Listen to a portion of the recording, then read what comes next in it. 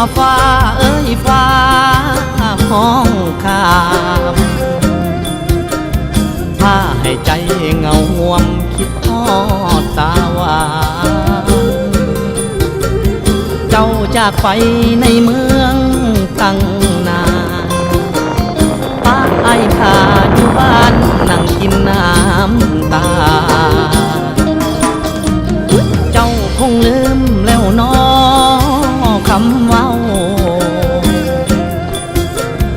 ลืมกระโดนต้นเก่าบอนเฮาสัญญา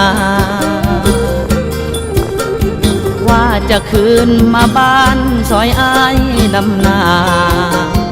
รอจนเข้าถือพายังบ่ได้ข่าวเห็นฟ้าหุ้มฝนเบิ่งคือมีคนอุ้มน้อง